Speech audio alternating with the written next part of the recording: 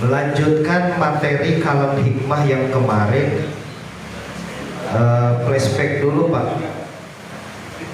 Jadi kemarin itu kita membahas tentang permasalahan nur itu bisa menjadi kendaraan hati. Jadi nur atau keimanan, cahaya itu menjadi kendaraan hati. Sekarang selain bisa menjadi kendaraan hati, nur ya Pak, cahaya, nur itu juga bisa menjadi jundul kolbi. Nah, iya ya, rada lumayan materinya ya, tentara hati. Rada ini Pak bahasanya. Jundul kolbi, nur itu selain bisa sebagai kendaraan hati, nur itu juga bisa menjadi faktor tentara kolbun, tentara hati. Jadi lamun misalkan orang yang kolbunnya tidak ada nur Allah, itu dia tidak akan sanggup Pak untuk berjalan ke majelis ilmu atau untuk melakukan satu ibadah. Rek sholat, rek ngaji, rek wiridan, rek baca Quran, itu tidak bisa. Lamun di Quran itu biasanya junudus samai atau junudus samawati wal ard. Tentara Allah itu kan lamun di Quran kan dua ya. Tentara Allah itu meliputi langit dan bumi. Tapi dalam konteks tasawuf, tentara Allah itu bukan hanya samawati wal ard saja. Jundul kolbi pun itu pengaruh Pak. Seperti kiwara. Duh, ada pemainnya yang terang-terang ya. Sebaiknya ngerti gini Pak. Secara ilmu perbandingan kita mengatakan kalau makanan itu pasti mengandung vitamin gitu ya. Air itu pasti mengandung kesehatan, air natural, mineral. Tapi lalu ditarik karena dina kita Fathul Mu'in, hadis Nabi mengatakan begini, satu tetes air wudhu itu menjadi syifa. Satu tetes air wudhu itu menjadi malaikat, gitu kan? Tapi dina konteks fikih, nah kita Fathul Mu'in, itu malaikat itu jadi apa? Malaikat itu bisa tercipta itu dari setetes air wudhu. Padahal di kitab tasawuf begitu Pak. Malaikat itu bisa malaikat to'amun, bisa malaikat syurbun, bisa malaikat basyarun, bisa malaikat samaun, bisa malaikat yadun. Nah iya kekurangan orang teh. Maksudnya makan gini Pak. Malaikat itu kan rupa-rupanya. Makanya kalau pengalaman kan agak beda gitu kan. Ayo cina orang patihahan cina malaikat nu aya dina kadaharan. Ayo orang patihahan malaikat anu aya dina cepil urang. Ayo orang patihahan malaikat nu aya dina panon urang. Ayo orang patihahan malaikat anu aya dina kolbun urang. Sarua apa seperti gitu. Makanya anu leuwih bahaya, anu leuwih keren. Ini kalau apa golongan orang-orang yang jarang ya, yaitu mampu mengetahui setiap huruf di Al-Quran itu malaikatnya kanyahoan bikulli harfin. Makanya baheula kan almarhum sering ngomong Allahumma inna nas'aluka bikulli harfin muzizatil Fatihah. Aku meminta pertolonganmu ya Allah, setiap huruf yang ada di Quran itu sebagai mujizat untukku. Jarang Pak. Karena dia kan bahasa sebenarnya kisahnya lamun saya tarik dari logika filsuf ya, dari logika filsafat kan seperti ini ya. Dalam cara berlogika filsuf itu kan begini Pak.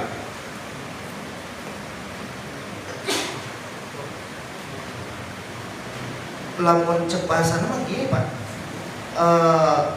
Kita tidak bisa melihat wajah kita tanpa cermin, iya kan? So bapak mau bisa kan mau banget sorangan, namun tidak ada cermin, gitu kan? Kita tidak bisa melihat wajah kita tanpa memandang cermin, gitu kan? Akhirnya orang balik ke kita tidak bisa melihat atau merasakan wajah Allah. Wajah Allah itu wajhun dimana merasakan, kalau diri kita tidak dijadikan cermin. Nah, itu tak bahasa keren apa? Maksudnya aku masih kan gini contohnya Pak. Kalau Bapak ingin tahu Allah itu, kalau Bapak ingin tahu dan bisa merasakan Allah, itu gampang Pak.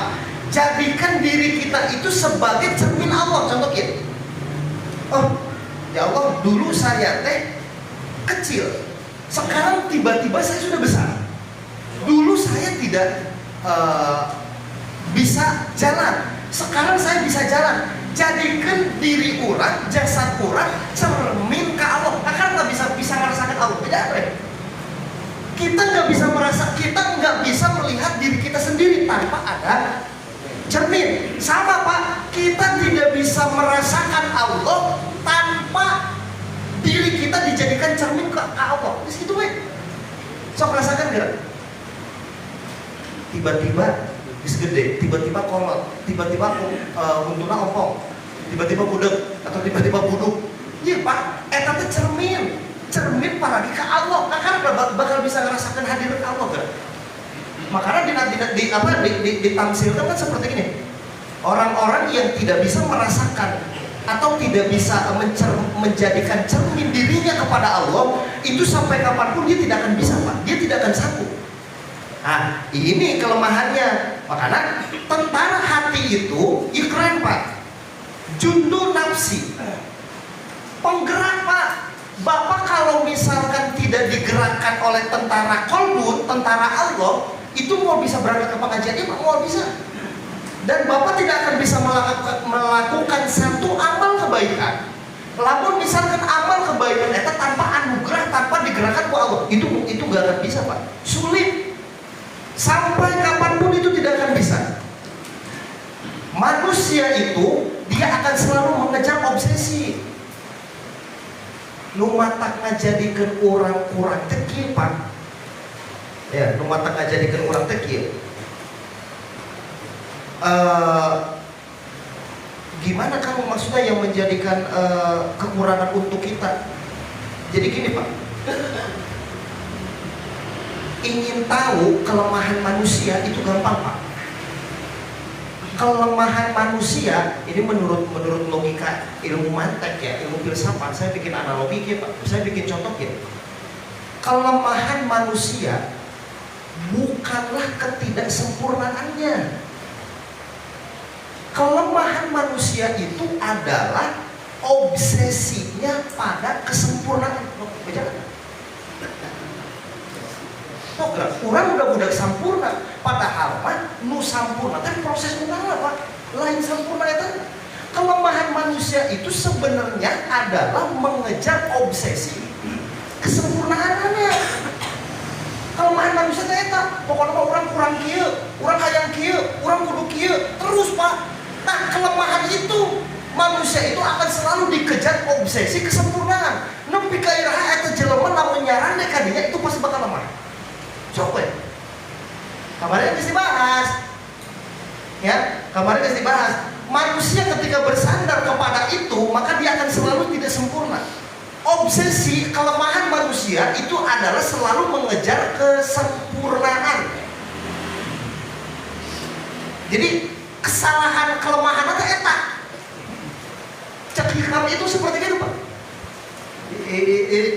Kita paling keren menurut saya Pak hikam. Kamu ingin tahu manusia lemah karena apa? Karena dia selalu mengejar obsesi kesempurnaan. Kurang-kurang iri mah, kurang-kurang iri terus Pak. Terus padahal kan udah disebutkan sempurna kan proses menuju ke karena dari proses itu Pak. Tadina orang tara ngariung jadi ngariung. Sok berapa Pak? Boga imah gedong. Tapi itu bawa kasasa. Berjalan, itu akan selalu punya perasaan kurang. Oh, jika orang lebih sempurna, namun di Magedong, mobil halus, tetangga atau masyarakat menganggap aku mulia, menganggap aku disebut jelema hebat atau jelema orang kaya, dia akan selalu mencari obsesi sempurna itu. So bejar gue.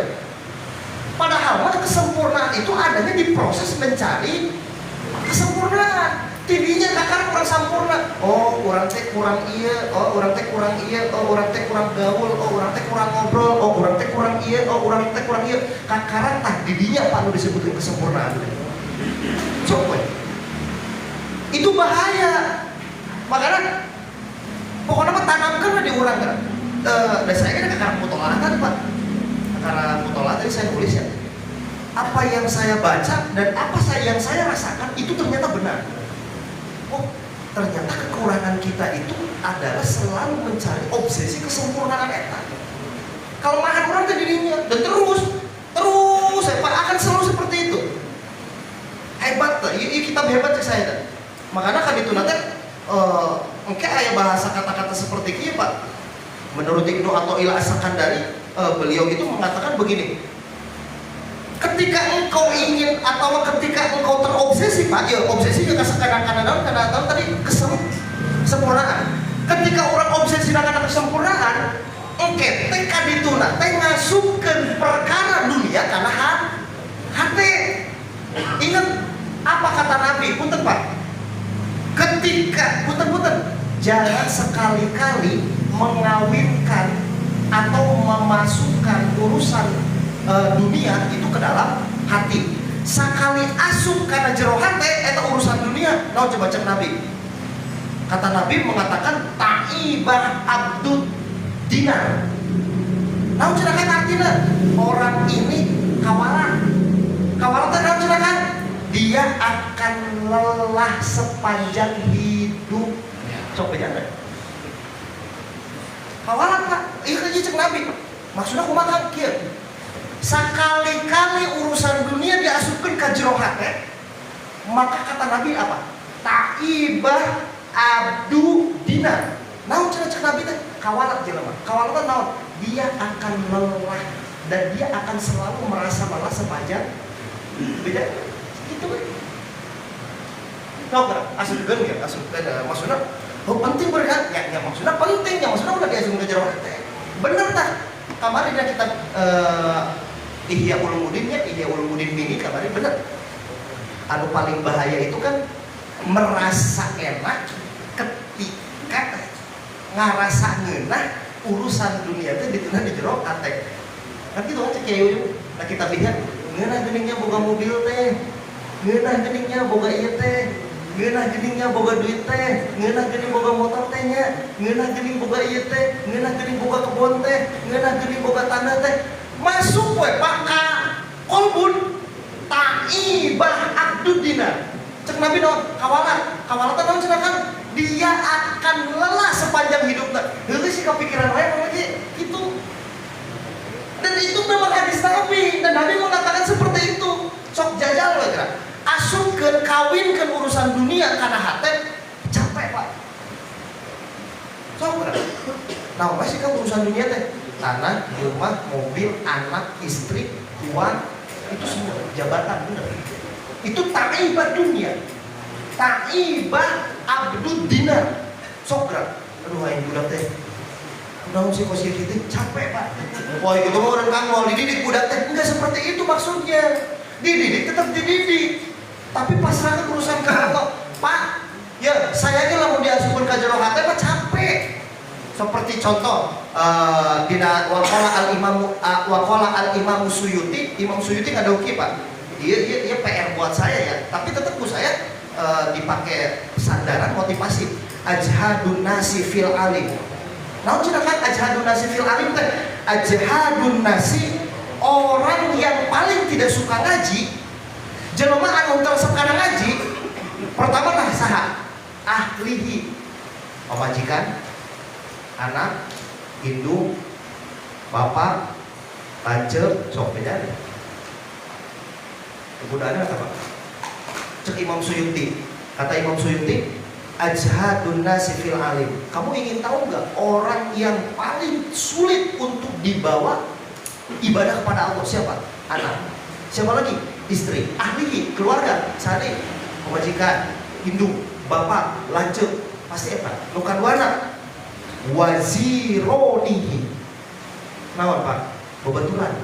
Oh, bawa bebaturan Pak ngaji. Mesek. Bener kan? Tapi saya bukan dalil. Cek Imam Suyuti gitu. Kadang-kadang kan orang kalau punya bola liar di masyarakat, cenah anggur cenah keluarganya cek bener ieu cenah arek cenah mematahan ngaji. Pak, saya punya prinsip gini. Saya semua punya dalil. Coba Bapak buka di dalam surat An-Nisa ayat 135. Ini sudah dibahas. Ya ayyuhalladzina amanu kunu qawwamina bil qisti. Hai orang-orang yang beriman, kunu jadilah qawwamina bil qisti, sebagai penegak keadilan minimal untuk dirimu sendiri. Maksudnya kumaha? Gini Pak, walaupun ketentuan ayat Quran, ucapan ulama, hadis Nabi itu merugikan diri pribadi saya sendiri, nyindiran keluarga sendiri, nyindiran lanjut sendiri, nyindiran anak sorangan, nyindiran pemajikan sorangan, tapi orang tetap kudu jadi saksi engke di hadapan Allah. Cek Allah kieu ayat eta diberekeun teu jamaah, diberekeun ya Allah walaupun enak ge kumaha. Allah akan mengatakan kamu sudah menjadi penegak kebenaran untuk dirimu sendiri. Selamat Pak orang Pak. Tapi di urang mah teu kitu. Oh cuma can bisa KB sempurna Pak. Nggak bisa Pak. Orang itu nggak akan sempurna. Mau sampai kapanpun. Kan tadi cek Ibnu Athaillah kan tidak logika filsafatnya kan kieu. Kamu ingin tahu nggak kelemahan manusia? Dia akan selalu mengejar obsesi kesempurnaannya. Padahal kesempurnaan itu adanya di dalam mencari kesempurnaan. Gitu. Coba orang seperti itu enak Pak. Saya jamin enak orang-orang seperti itu pemikiran anak. Seperti contoh seperti gila. Kata Ibnu Athaillah pun sama mengatakan begini. Man aroda, barang siapa yang bermaksud ingin tidak kecewa, ilan nasi, minan nasi, dari sebagian manusia. Gila bahasa kita malir, kiki we paye. Hayang apal carana teh, ingin tahu nggak caranya supaya kita tidak kecewa. Ini resepnya luar biasa ya. Resep supaya hidup tidak kecewa itu gampang. Resepnya. Nah, cenakan resepnya gitu. Jangan pernah merasa bahwa kamu punya tempat spesial di dalam hati orang itu. Jangan. Saya tuh pernah menganggap saya spesial Pak di jamaah bukape, makanya ngopi bareng, awak bareng. Yang ngariung bareng, ulin bareng. Saya tidak pernah menganggap spesial saya di hati bapak-bapak, tidak. Kok bisa begitu? Karena gini,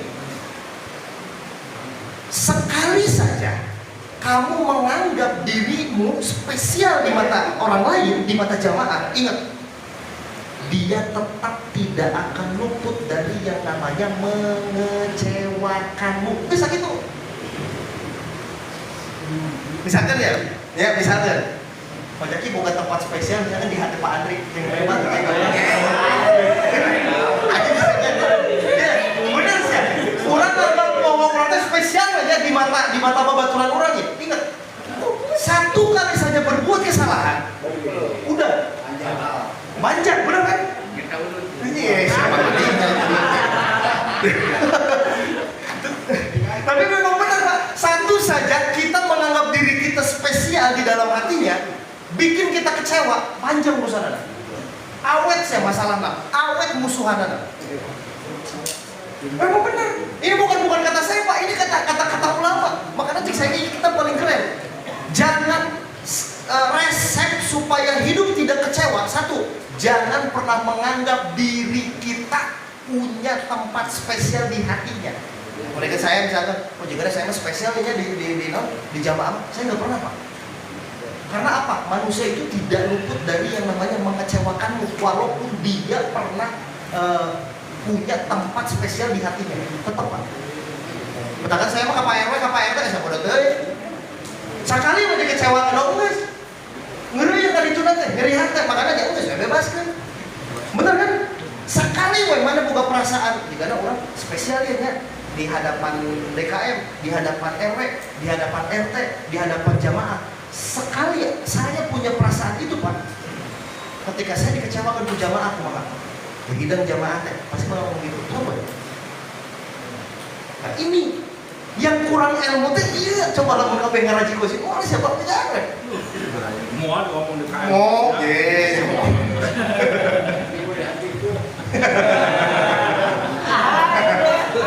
Iya hebatnya keren iya. Makanya resep kecewa itu bagi resep supaya tidak kecewa itu seperti itu Pak. Saya tidak punya perasaan bahwa saya spesial di hati DKM atau di hati sesepuh atau di hati tokoh ustadz-ustadz di Bukapet. Saya tidak pernah merasa spesial. Ya biasa weh. Maka sampai kapanpun saya tidak akan pernah kecewa. Nah karena saya tidak menganggap saya spesial di hati tokoh DKM, tokoh Bukapet atau ustadz-ustadz di Bukapet. Itu saya tepat lempeng weh saya. Ngawangkung wajib sahawe jadi. Nah iya hebatnya. So graman dijajal, bobogohan mana ngerasa mana spesial di hati.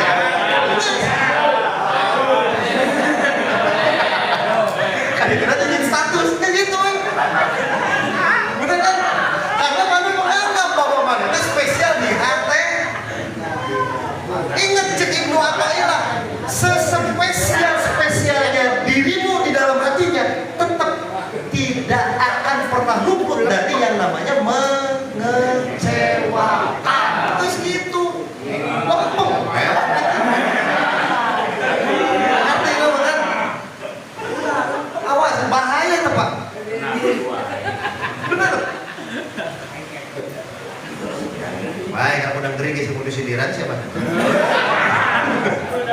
jauh deh saya kemasih di Selila itu Pak.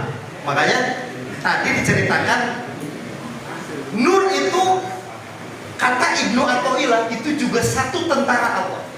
Bukan hanya junudus samawati wal ard. Enggak.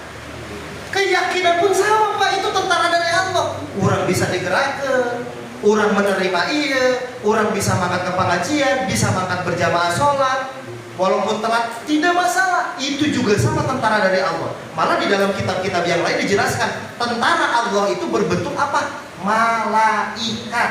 Yang mana malaikat ini bersemayam atau cicing dina qalbun urang. Dibagi deui, emang malaikat aya dina qalbun? Henteu. Dina kitab saja malaikat pun sama, aya dina kadaharan, aya dina inuman. Malaikat pun sama, aya malaikat dina biwir, aya malaikat dina ceuli, aya malaikat dina suku, aya malaikat dina hate, aya malaikat dina leungeun. Makanya orang tua dulu mah sing wauh cenah kana malaikat nu aya di awak maneh supaya maneh gampang maot. Nah, itu baru sama kalau aja kan gitu. Orang mah kan percaya, malaikat cenah keteranganna dina sangu aya malaikat aya Pak. Komo lamun malaikat setiap huruf, sabaraha malaikat nu cicing dina bismillah, dina ba sabaraha hiji, malaikat ngaranna naon? Dina sin malaikat ngaranna naon, dina mim malaikat naon, aya kabeh. Coba lamun urang apal hiji-hiji geus jadi wali. Itu orang tua dulu tah Pak, ngaji teh nepi ka dinya, dipesekna teh. Ayeuna mah da urang mah jauh atuh.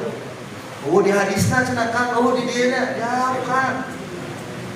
Wow urang kana malaikat nu dina panon ieu, saha kana malaikat? Ya Pak. Malaikat anu paragi melet teh aya. Itu bener. Tah, malaikat teh omong. Anu paragi melet teh Kang Sang Yail, Dagoda Yail, Alima Yail. Aya sabaraha opat ada. Anu ngagerakeun supaya hate jalema bogo ka urang, supaya tunduk ka urang. Makana baheula mah aya dina hijib. Aya hijib barki, hijib nasor, hijib makrobi gitu. Aya malaikat budak beda. Sama Pak, malaikat hujan misalkan menurunkan saha? Malaikat rid. Aya deui tentarana saha ngaran-ngaranna ieu dipake we sakti maneh jauh kana malaikat eta bisa ngelekeun si Raras ya. Ya rek we. Ya saya sirarat teh. Sirana hujan. Sabab naon? Wow urang kana malaikat menurunkan hujan, bisa urang pagerakan hujan. Wah cenah ieu pos mama gupron ngaji teh. Ye aing balik mau gupron ieu mah ngabejaan. Aya eta teh ngaran-ngaranna teh. Matakan, tinggalin Nabi Musa. Nabi Musa itu dulu hebat Pak, dukun-dukunnya, penyihir-penyihirnya. Karena memang dari dulu kan nggak ada hijab kan. Jadi setan teh bisa nguping antara dialog Allah jeung malaikat. Nah, 99,9% dulu mah bener. Iya, makanya orang penting ngaji sejarah. Ya, sejarah mana kudu apa penting. Seperti contoh kieu. Cenah ada di Timur Tengah, cenah geuningan perang wae. Dia ngobrol sejarah ya. Di Timur Tengah cenah perang wae, cenah geuningan. Nih, nih, saya garis bawah ya. Irak, Suriah itu termasuk di Quran itu disebutnya bukan Irak tapi Babilonia. Benar kan? Babilonia itu ada satu kerajaan. Ya. Babilonia itu dia itu punya satu kerajaan. Yang mana kerajaannya itu yang menghancurkan Baitul Maqdis. Tah tidinya tah dilaknat nate. Irak teh jeung tetangga teh. Oh, dilaknat ku naon cenah kan? Dilaknat ku para nabi nepi ka Iraha, kota ini tidak akan pernah damai. Ditambah kejadian-kejadian pembunuhan Duriyah Nabi Sayyid Husain di Karbala. Karbala di mana? Di mana? Aya deui Khalifah Al-Ma'mun anu maehan para ulama. Yang mana pada waktu Khalifah Al-Ma'mun itu dia mengatakan para ulama itu harus meyakini bahwa Al-Quran eta teh makhluk. Makanya Imam Syafi'i kabur dan tebak ke Mesir dari para ayahan ulama. Tah Irak ulah nepi ka ayeuna, oh, Saddam Hussein perang wae nya. Siapa tuh yang ngaji sejarah teh di dinya tuh di Quran. Encan bangsa Tartar. Wilayah Irak. Tuh perang wae pati baheula. Nu ngajurkeun Baitul Maqdis da eta zaman Babilonia kerajaan teh di dinya. Baitul Maqdis dihancurkeun, makanya dilaknat. Sayyidina Husain turunan dipaehan di Karbala. Terus nanti Pak pembunuhan ulama besar-besaran. Siapa yang ulama tidak meyakini Al-Quran itu sebagai makhluk Allah itu dibunuh. Makanya Imam Syafi'i kamu sih lupa. Bukan bangsa Tartar. Makanya di orang menyakiti lah negeri itu mah nyana pikiran itu bakal tenang gitu. Itu menurut sejarah. Makanya penting perlu apal sejarah. Dengan sejarah kerajaan Zulkarnain, sejarah-sejarah itu semua sudah ada di dalam Quran. Itu hebat. Andalusia, Alexandria, itu kita harus tahu. Karena ulangnya makanan kayana, itu bolos Saddam Hussein teh kieu. Mana makanan yang Saddam Hussein? Padahal di Quran teh segitu. Oh, Israel teh zaman teh kieu. Padahal teh kitu di Quran teh dulu seperti itu. Bicara kerajaan Bizantium, bicara kerajaan Romawi, itu semua sudah ada sejarahnya. Bicara kerajaan Habasyah, pelopor bangsa hitam itu pas waktu bangsa Habasya, yaitu zaman Nabi aya disebutnya Raja Habasyah. Tah pelopor orang-orang hitam disebutnya ayeuna naon cenah wilayahna? Ethiopia, Somalia, Nigeria, tadinya asalna. Pelopor bangsa hideung. Gua Somalia. Somalia. Masih hideung aja orang di Somalia berarti sia. Bener Pak, Ethiopia, Somalia, Nigeria terus bakal dikenal. Nah, ini sejarah. Kan ini di Quran terjemah Pak. Enggak ada Pak kalau di Quran terjemah. Ada di tafsir. Karena cuma itu pun melalui beberapa kode. Seperti bangsa ieu, oh ieu teh di dieu. Seperti bangsa Iran, oh bangsa Iran teh bukan bangsa Arab. Itu sama. Oh bangsa Turki bukan bangsa Arab. Kerajaan eta teh. Nah, mungkin itu saja. Jadi intinya dari sini tuh bahwa Nur itu adalah tentara kolbun. Tentara kolbun, nah iya merepeta kemana-mana. Merepeta kemana-mana, kumaha maksudnya Pak? Maksudnya merepet kemana-mana tadi orang yang digerakkan untuk melakukan amal kebaikan, maka sesungguhnya tentara Allah sudah menggerakkan hatinya. Maksudnya apa hatinya diyakinkan? Mungkin itu saja yang bisa disampaikan.